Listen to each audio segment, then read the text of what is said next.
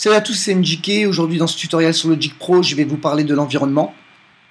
Donc je vais vous montrer ce que c'est tout de suite. Donc dans l'onglet fenêtres, dans Logic Pro, vous avez plusieurs fenêtres que vous pouvez faire apparaître, partitions, liste d'événements, etc.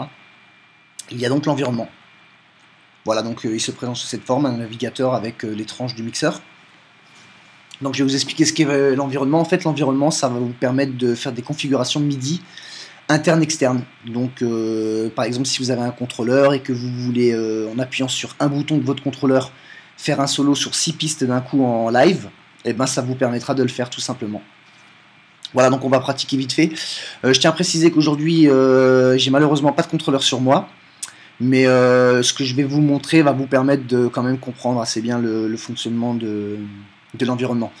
À savoir aussi qu'il vous faudra impérativement avoir les manuels de vos machines, car certaines machines ont des implantations particulières qui sont décrites sous forme de tableau. Donc vous avez toutes les fonctions avec à chaque fois le canal et tous les réglages nécessaires au fonctionnement de votre machine.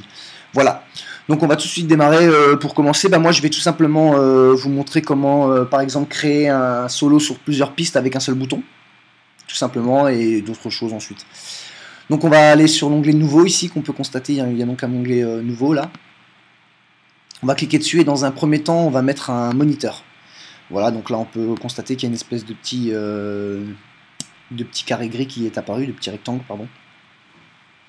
Donc ce moniteur en fait il va nous servir à analyser les fonctions, tout simplement, quand on les met, quand on déplace un potard, un panoramique, quand on allume le solo, voir ce qui se passe tout simplement au niveau de l'information MIDI.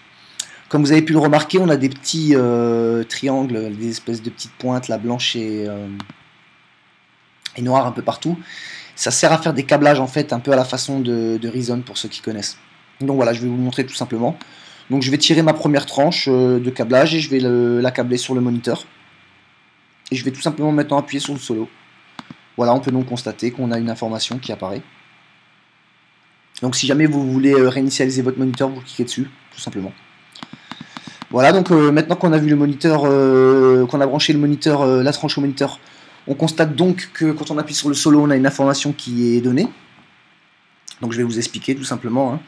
Le premier, donc le F, je pense que ça doit être la fonction, tout simplement, fonction, fader, ce genre de choses, ça doit indiquer quel type de contrôle c'est. La première colonne de chiffres, donc c'est le canal. La deuxième colonne va correspondre à la fonction. Et donc le dernier canal, c'est tout simplement allumé-éteint, tout simplement le signal allumé-éteint, vous voyez, 1, 0. Donc maintenant pour contrôler, bien sûr, on va avoir besoin d'un bouton. Donc on va aller sur nouveau, on va aller dans curseur. Voilà, et donc dans curseur, je vais mettre un bouton. Je vais vous faire juste par contre une petite précision vite fait. Si vous voulez faire rentrer du MIDI via votre contrôleur, il vous faudra donc créer une entrée physique qui se trouve là. Et c'est là-dedans que vous allez configurer votre entrée en lui disant que l'entrée physique, c'est mon BCF, mon MPD, mon contrôleur, mon clavier, etc. etc. Voilà. Donc toujours sur le même principe, je viens de créer un bouton, donc un curseur, et quand je clique donc sur le texte, je le sélectionne et vous pouvez constater ici qu'on a des informations. Donc ici c'est les informations d'entrée, donc c'est les infos que vous allez utiliser pour faire rentrer votre MIDI par exemple, donc du MIDI externe. Et donc l'information de sortie, c'est l'information MIDI que va envoyer donc le curseur vers l'élément auquel il est relié tout simplement. Donc je vais tout simplement le configurer par rapport à, donc vous vous souvenez, hein, quand on avait donc branché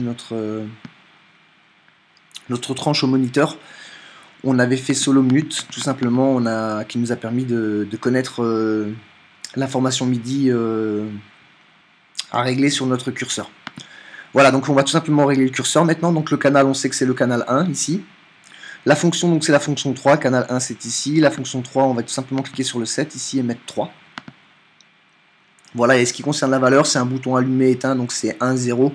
Vous n'aurez pas de valeur de 0 à 127 comme ici. Donc c'est 0 à 127 pour le MIDI, la valeur en général, et d'ailleurs tout le temps, systématiquement je crois. Et en fait ça correspond à tout simplement 0 et 100% de la valeur. Voilà.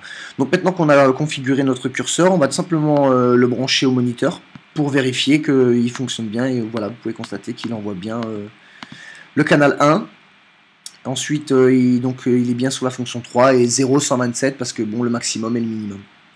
Voilà. On pourrait le configurer bien sûr si on voudrait de 0 à 1, mais c'est pas forcément nécessaire, quoi. Voilà, donc maintenant on va juste le décabler. Quand vous voulez décabler sans supprimer votre bouton, il faudra juste sélectionner le câble. Si vous sélectionnez en même temps le curseur, il va être supprimé bien sûr. Voilà, donc on va juste décabler. Maintenant, dès à présent, on va câbler tout simplement à la tranche. Voilà, et en câblant à la tranche, on constate tout simplement que ça fonctionne. Que le bouton solo s'allume. Si je prends une autre tranche par exemple et que je la relie au moniteur, vous constaterez qu'en faisant le solo, c'est exactement la même fonction. Voilà, donc tac, maintenant je vais juste la déconnecter. Ou on peut la laisser relier, c'est pas grave. Donc tout simplement maintenant je vais relier plusieurs tranches. Et vous constaterez qu'on peut faire des solos sur plusieurs tranches avec un seul curseur. Voilà. Et donc c'est bien pratique si vous avez par exemple un contrôleur avec assez limité en potard, en curseur disponible, c'est assez pratique. Ou si vous voulez faire garder un contrôle sur vos pistes en live, ça vous évite d'avoir à faire un max d'automation et du coup ça rend votre live quand même beaucoup plus vivant et interactif avec les gens, quoi. Voilà. Donc maintenant on va tout simplement essayer de créer par exemple un fader. Donc je vais relier cette piste tout simplement au moniteur. Je vais bouger mon fader. Voilà, donc on sait que c'est le canal 1, la fonction 7, et que ça va de 0 à 127. Donc là maintenant je vais créer tout simplement un curseur vertical, voilà, un fader.